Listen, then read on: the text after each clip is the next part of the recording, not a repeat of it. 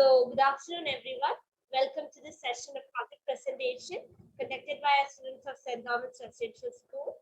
Bebox Labs conducted an online innovation program of 12 sessions, which all of them attended. And taking inspiration from that, they have come up with their own innovative project ideas, which they will be presenting today. So, welcome everyone to this live streaming of our project presentation session. So, without further ado, let's begin. So, as the first person to go to do our presentation, let's invite Jewel Koshi. So, Jewel. Hi, my name is Jal and I'm studying in St. Thomas Residential School, Trivandrum in 6th grade. Today, I'm going to present you before my project presentation, Smart Indicator Mask. So, I know you will be curious why I choose this topic. So, I choose this topic because after a long time, when I go out after wearing the mask, it was too hot and I was sweating and I felt uncomfortable. So I thought about a mask which has a lot of components to make the people comfortable. After conducting a Q&A with some of my friends as well as adults, I found that they prefer to wear a mask for a long time because of cost, laziness, and maintenance. So let's move to the presentation. The contents are first one, problem statement, second one, solution for the problem, third one, advantages, fourth one, components, and fifth one, working principle. Statement for the problem. Prolonged use of mask can cause skin irritations, breathing trouble. Solution for the problem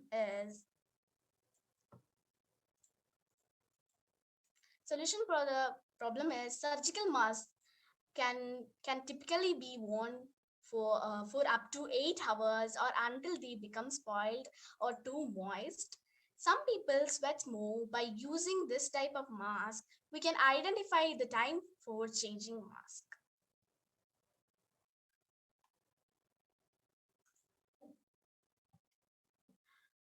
Components of mask. So my mask is 3-layer.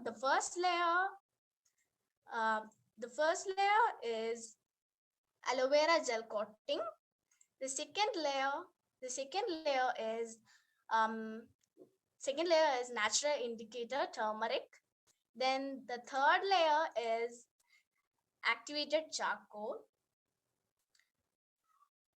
Now let's move to the next slide.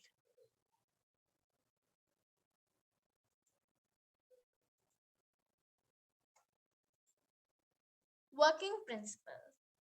Aloe vera is used to protect skin. Natural indicator, if we can use turmeric as indicator, the color of the mask changes to yellow as turmeric shows yellow in acidic condition. According to sweat content, it alerts uh, when should the person remove mask. If the person sweats more, the color of the mask fully turns yellow. Next is activated charcoal. It helps to purify air. We are using these components inside the layer of mask. My mask is eco-friendly, less expensive, beauty mask, color changing. This is how my smart mask look like. So I'm going to show you how my smart mask looks like. So before changing color, this is the situation before changing color. Then after changing color, my mask will change the color because of sweat.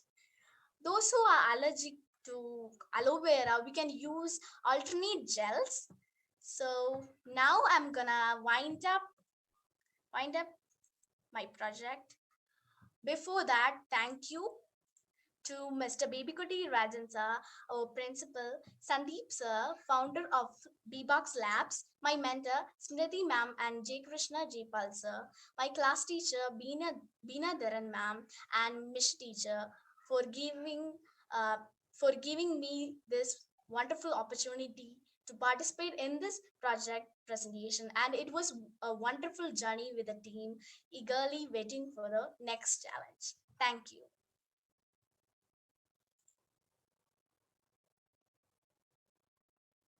So thank you, Jewel. That was a very nice presentation, very innovative one. Beauty mask. In addition to protection, you have your beauty features also. It's a very good innovative idea. Thank you, Jewel. So moving to our next yeah. So moving to our next participant, Aaron. So yes, Aaron, you can go forward with your presentation. Hello, my name is Anne Ranji Matthew, studying in 6th grade in St. Thomas Residential School, Trivandrum. And I am going to show you my project for Soil Sense, a soil moisture sensing robot. So Soil Sense is a robot rover which climbs up the walls of the flower pot and checks the moisture of the soil. Now, I think you want to know why I chose this project. We are living in an apartment, and when we went to our hometown on a vacation, and when we came back, all our plants had dried up and shriveled. So this gave me the idea to make a small robot rover that helps us to water the plants even when we are not there. So moving on to my presentation. So Soil Sense, a soil moisture sensing robot. Now the contents of my PPT are the introduction to this project, why I chose this project, the 3D model of my project, the components of this project, which are the soil sensor, gecko feed, water filling mechanism, the app, which is Soil Sense Connect, and the advantages of my innovation. Now the introduction to my project. So checking the soil drainage of plant pots can sometimes be quite a mess. And sometimes pouring too less water or too much water may even spoil the plant living on that soil. The Soil Sense rover is a small device, about this large, that checks the dryness of soil of a plant and pours water on it according to its dryness. We can control the rover with an app called Soil Sense Connect. It will really help people who have to go away from their homes for vacation. Now, as I already explained this, I will move on to the next slide. It's time for a 3D model. So this is a 3D model of my Soil Sense rover. As you can see, there are two caterpillar tracks right here. These have a gecko feed nanotechnology adhesives applied on it, and so this will help it to climb the walls of the flower pot. And this is the body with two small tubes and two buttons for design. This also is design. Then you can see a water bottle right here with a cork and an elastic wire connected to it. This water bottle is connected to this pipe, which is a WDT, or the water dispensing tube, and this pipe is the SMSP, the soil moisture sensor placer. Both of these can elongate, shrink on command.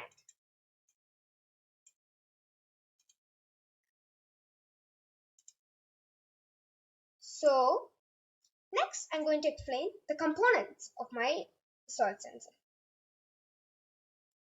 So when I researched on this project, I saw that people were putting the soil sensor in the soil and doing it manually, and said, so I want to make it automatic.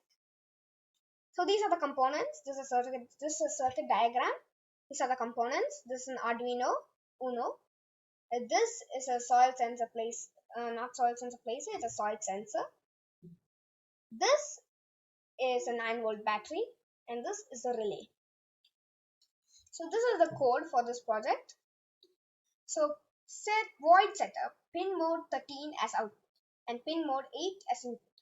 So this is pin mode 13, and it will set it as output, an output pin to send. So the Arduino will send the signal to the relay, and then pin 8 as input pin to receive data from the soil moisture sensor, and pin 8 is this.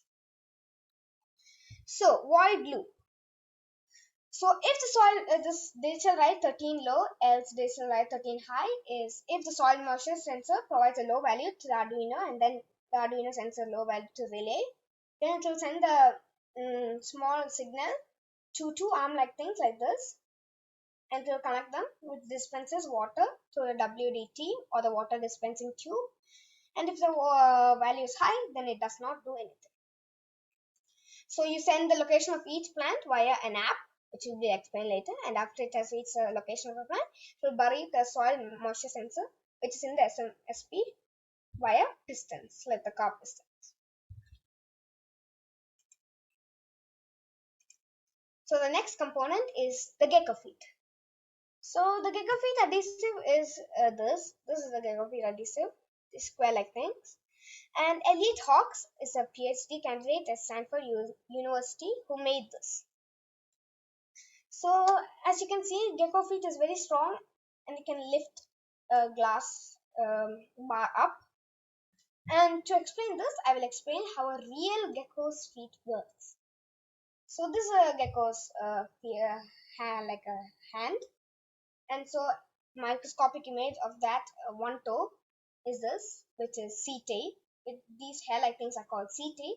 And again, with a microscope, you look into the setae, you see spatulae. So what binds two hydrogen atoms to a oxygen atom? Positivity and negativity. So sometimes electrons, which are negative, bunch upon one area, and that makes it negative. As you can see, that's exactly what is happening here. And so this area is positive. This is how water would line up. So there's a force called Van der Waals force, which just like this. So negativity and positivity. So these are the gecko's spatulae. They connect to a surface, and then the gecko spreads it out. So this would be the gecko source in the first image, and this would be the second image where it provides more surface area to attach. So the next component is the water refilling mechanism. So when you get the soil sense over, it's like in a kit. You also receive an Arduino that is fully coded in with a pump. So you put that Arduino on a wall that's near the soil sense rover, and you have to connect the pump with the pure local pumping system. And then by looking at the instructions, you have to connect it, or with the help with the soil sense rover option in the soil sense connect app. So what happens when the water in the rover ends? It has to be automatic, right? So it goes to a location where you fix the Arduino and sends a wireless signal to the Arduino, and with a cork and elastic wire, it removes the cap. The Arduino dispenses water, and then when the water is full, it sends a wireless signal, and then the cap again refills itself. Next component is the app, which we will go to code.org to see. So this is the app. As you can see, it's a pie chart.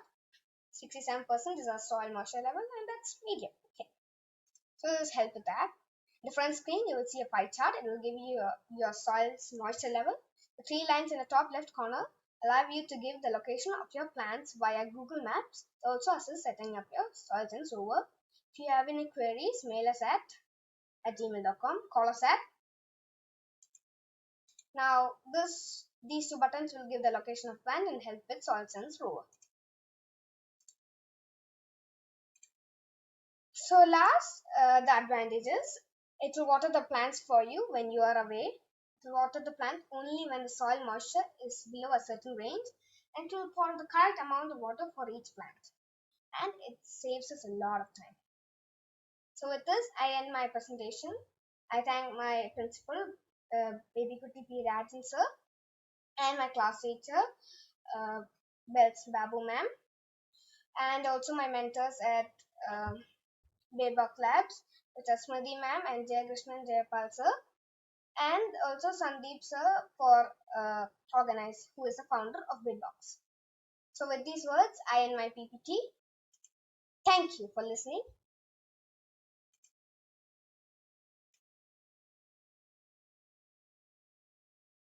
So thank you, Aaron. That was a very nice project. I mean, coming up with the model and the explanation, the gecko feed explanation. I mean, that explanation was so good and it was a very nice project. Thank you, Aaron. So moving to our next participant, that is Ilhan. So yeah, so Ilhan will be going next. Okay, so Yeah. hello everyone.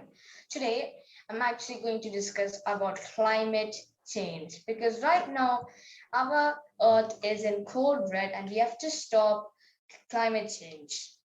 So I decided to explain about fusion technology and its energy basis. Okay, so I'm going to share my screen.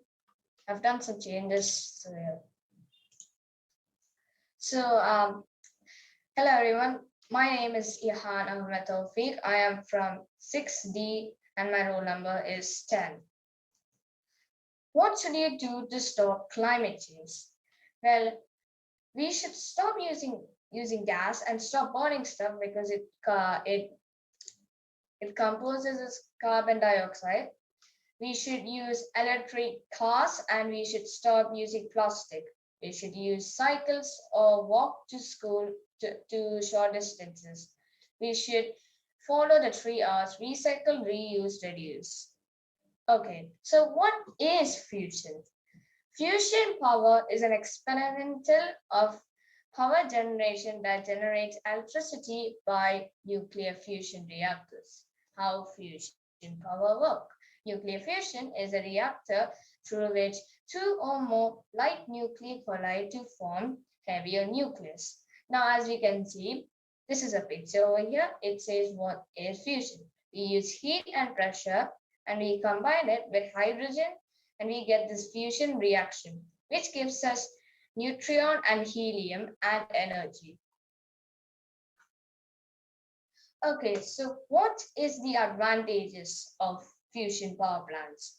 Number one, fusion power plants does not produce any types of gases. It does not produce any carbon dioxide, nothing like that. It does produce minimum nuclear waste. Yes, you heard me right, minimum. Two, it produces a lot of electricity. If you had a fusion power plant in Cochin, it would power electricity to the whole Kerala state. Three, it would explode. Now, if a fusion power plant does explode, it will automatically turn off, aka it will come to a halt because the plasma sucks the explosion into it, which will avoid it to become a bigger explosion. Okay, so these are the pictures of a fusion power plant. Now this is a real picture of it, and this is gonna a futuristic reactor, not really real. As you can see, this is a 3D style, and this is the real. Okay, these are Tomahawk fusion reactors. Okay, so disadvantages of fusion power plants. One, cost. A fusion power plant takes a lot of money. I'm talking trillions of money. Two, break even. The energy spent in the nuclear fusion reactor must convert into multiple times of energy produced. Will we see fusion power plants in the future? Well, it's expected that fusion power plants can come in 2025, but who knows, maybe it can come in 2050. Fusion power plant is the only energy which has no natural problem, so it's kind of good energy source, but it's expensive. My inference is this. So if a fusion power plant does pass, it will need special wires. Now, I wrote this as the super wire because I have no idea which name I'll get, so I'm just going to say it as the fusion wire. Presenting the fusion wire. The super wire, the fusion wire is used to pass hot electricity at a fast time. The fusion wire will be used. It has 5 layers. The first layer is also called the inner layer, which is the cover of the main layer, which is made out of normal wire. Two, the second layer is the outer layer. This layer is made out of anti-fire stuff. So if a fire comes, it will automatically go off. Third layer, which is a cooler wire, which cools the wire so that it will stop overheating. Fourth and fifth are the outside layer. They are big, thick wires which have tiny, super tiny fans the size of a super tiny ant. Now, these wires are supposed to transport the electricity from a fusion the fusion reactor to the dividing, like the cooling station. So it will split to smaller wires to the cities. It's kind of like a water tunnel, but it's not that big. So that's it, and goodbye. Hello, teacher. Wait, hello, teacher. Yes, so thank you, Ihan. That was a very nice Wait, presentation. I didn't set the outro. Okay. So make sure you like and subscribe to Bbox Lab because that is really appreciated. And special thanks to my principal, Baby Kuti Rajan, my class teacher, Bels Babu, and my ATL teacher, Mrs. Smriti. And yeah, that's it. Bye. Yeah. So thank you, Ihan. Yes, thank you, Ihan. So like it was a very nice presentation. So moving to our next participant. So next one is, yes, Advika will be going next. Yes, Advika, you can go. Good morning to one and all. Good morning to one and all present here. I am Advika, studying in Standard 6 of St. Thomas Residential School. I am doing this presentation as a part of God's Monthly Innovation Challenge.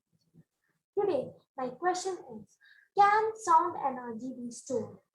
I chose this topic because energy conservation is very important. There is noise pollution all around us, and I'm here to discuss whether that can be used in an effective way. This is how I have arranged my presentation. I'm going to talk about energy, forms of energy, difference between renewable and non-renewable energy, here and there sound from everywhere, sound energy to electrical energy, storing sound energy, advantages and other researches. So, what is energy?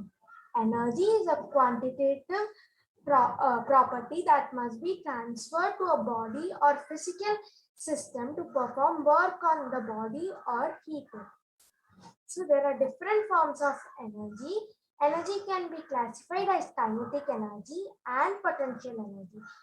Kinetic energy, energy of motion, further can be classified as thermal energy, energy of moving particles, mechanical energy, energy of objects in motion, electrical energy, energy of particles moving through a wire, magnetic energy, energy causing push or pull, and potential energy can be classified as chemical energy, energy stored in food or fuel, elastic energy, energy stored in objects that are stretched, nuclear energy, energy stored in center of particles, gravitational energy, energy stored in an object when it is above the Earth's surface. We experience energy in different ways. Sound energy, form of energy we can hear, and light energy, form of energy which eyes can detect. So, this energy some of these energies are renewable energy while some are non-renewable. So, renewable energy are obtained from natural sources such as wind or water, among others. Example, solar energy. And non-renewable energy comes from nuclear or fossil fuels such as oil, natural gas, or coal. Example, nuclear energy. So we hear sound from everywhere,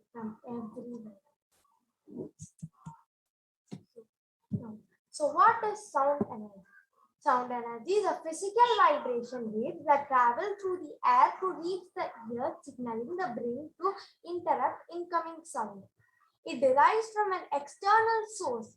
It is type of a kinetic energy that moves through the air and other matter in the form of sound waves. Sound is made when a force acts on an object and makes it vibrate. The vibration pushes against matter like the air and moves away from the force through matter in the form of compression. Although we cannot use sound energy to power our cars or light our rooms, we can use sound energy to learn about our surroundings. The simplest and the most obvious use of sound energy is for hearing. Main question, can sound energy be converted and stored? Now you can hear me speak. So, how can you hear me from a long distance? It is because of the sound energy which gets detected by the microphone, which gets converted into electrical energy and again converted back to sound energy. So, can this energy be stored? The answer is yes. We can store sound energy converted into electrical energy in many ways. The simplest way in which we can store is in a battery. Batteries are devices which accept, store, and release electricity on demand.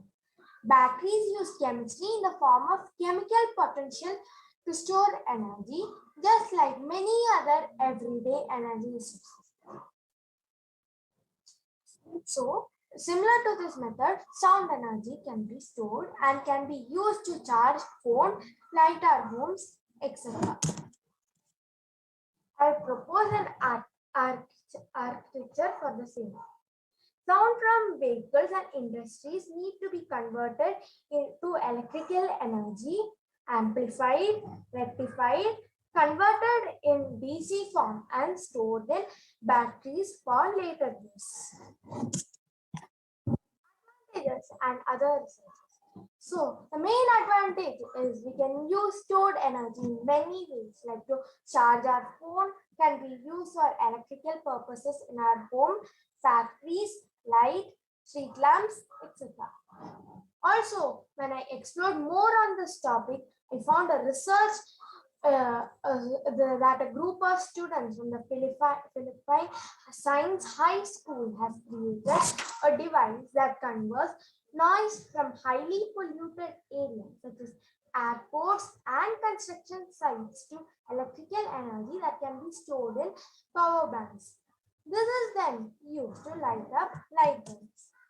I thank you my principal, Mr. Baby Kuti P. Rajan, my class teacher, Bells Babu teacher, and Smriti ma'am for giving me this opportunity. Thank you. So thank you, Arpita. That was a very nice presentation. So we all understood about sound energy like in good clarity. So next person that will be going to present will be Naomi Jones. So yes, Naomi, you can present. Thank you, ma'am. Good morning, all of my teachers, my friends, and hello, every parent there is. Today, my name is Naomi Maria Jones. I am in 6A, row number 34 of St. Thomas Residential School. Today, I will be talking about 5 problems we face in day-to-day life during COVID times. And the reason I'm talking about this is because I have come with a few solutions. I'm not sure how you will take it, but I just want to show the options. First, I have not a lot of healthy food. Nowadays, do you think we get a lot of healthy food? Because no, the answer is no. Because of how high the marketing sales are going on weekends, the food is getting finished very fast, and the sales rep is going higher. And the problem is nowadays, because of COVID, the days we can actually go out are mostly on weekdays where a lot of people cannot go out of their house because of work at home. So my solution to this is that we don't use many chemical fertilizers and pesticides. And before you ask me why, it's because nowadays people use a lot more of these chemical fertilizers and pesticides to grow their plants, and it's not good for our health. My solution is that we use more eco-friendly ones, and that if possible, we can make an indoor mini garden in each and every one of our homes, because then we can grow plants, vegetables, fruits. I'm not sure how many types, but we can grow as many as we can in the mini garden. And it's possible whether it's a house or a flat. So let's start eating healthy. My next one is inactivity. Nowadays, because of the COVID situation, we are so used to sitting in the house that we don't want to go outside of the house. And some of us are also scared of going outside because of COVID. We are afraid that we will catch COVID. But for that, we can use a mask. But other than that, we need to go out to keep our health, our strength, and our stamina, because we should not let COVID take that away from us at all, because those are things we need. So my solution is that we make an app which can be used to tag along our friends. We can tag our friends, and it keeps tabs on our activities, the amount of activities we do in a day, and how many times we were active, so that it can remind us if we forget to be active once a day, or if we forget to do something we're supposed to do a day, it can remind us. And it's a bit like Facebook, where you can tag your friends along, make small groups. And COVID should not be a reason for us to not go out and be healthy or active. We must not let anything prevent us from living a healthy life. My next one is social awkwardness. Have you all had that moment where you are fidgeting with a pen in class and it suddenly falls from your hand onto the floor, or it goes across the classroom, which I don't think is possible, but still, and everyone stares at you in class?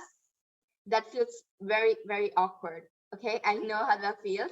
And it's actually, you feel like you're being on the spotlight and you feel awkward, and that makes you feel like you should not be there for a reason. It just makes you feel like that.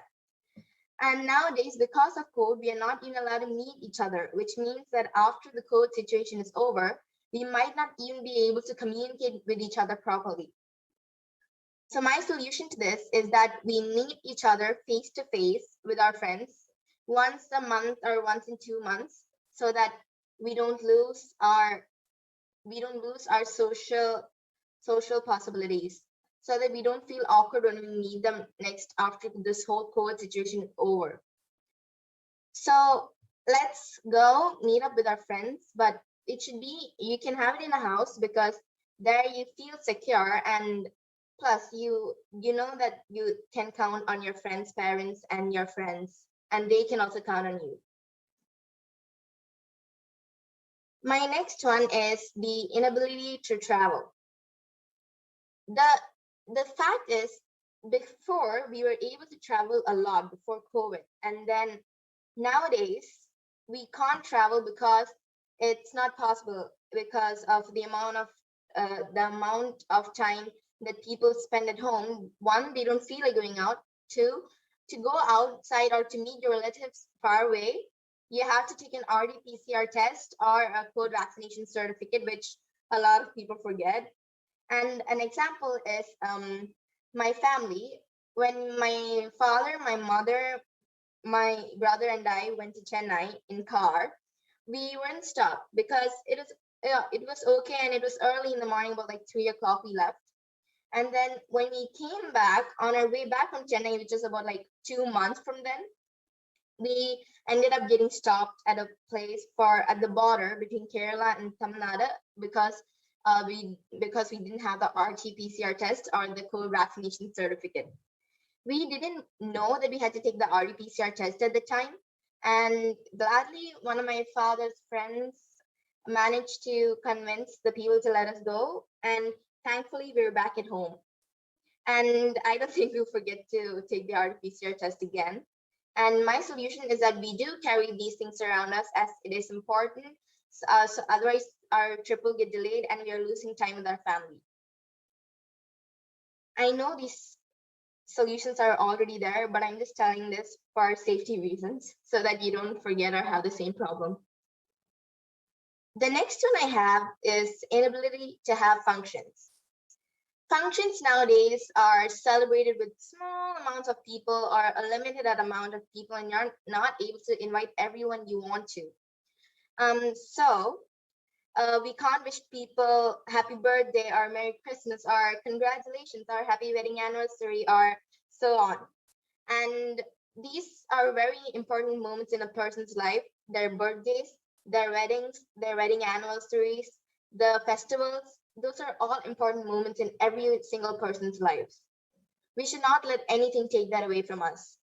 And my solution is that even though the COVID situation is there, I know the solution that we can have a limited amount of people is already there, but my solution is that we do invite people, but we can, if we are not able to invite them, we can send invite cards for a Zoom meeting or a WebEx meeting, which is currently going on in the world.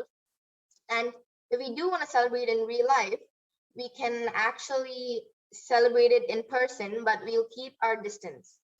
We can invite, but not too many people, just enough. How many people you have in your mind? That is my presentation.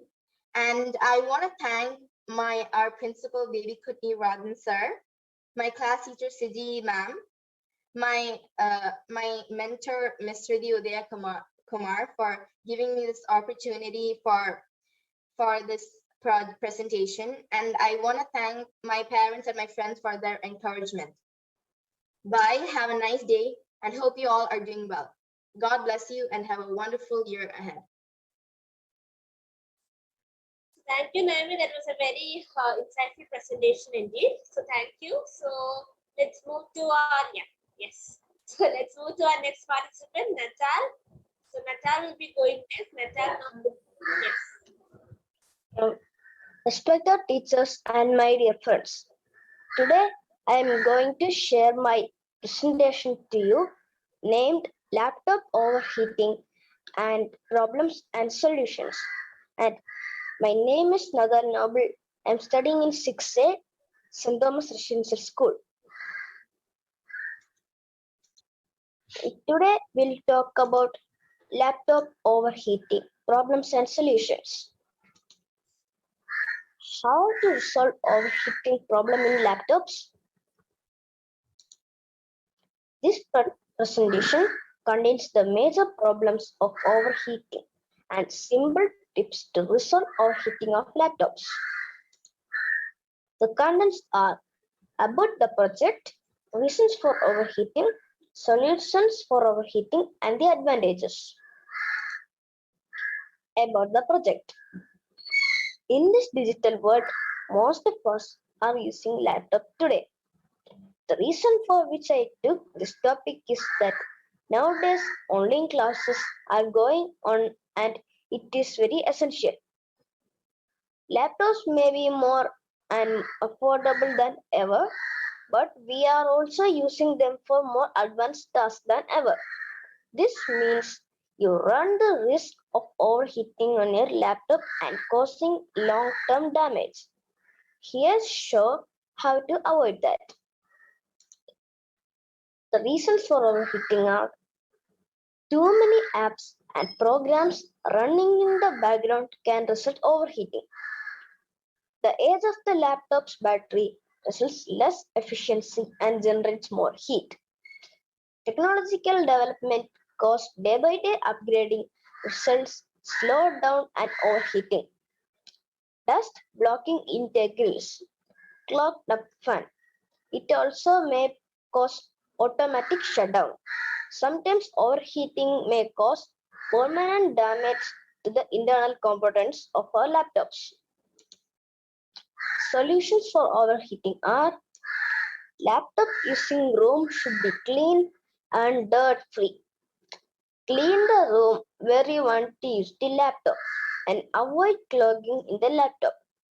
Place it in a cool and flat surface like a wooden or desk table. The uneven surface will face difficult for flowing air. Close the applications which are not currently working. Laptop temperature reducing settings should be enabled. Change the laptop settings which helps to reduce the temperature. Example, reduce the brightness of the laptop. Whenever using a laptop, use a cooling pad. Keep the vents uncovered and remove the objects that are too close to the laptop. This is the picture of the laptop vents.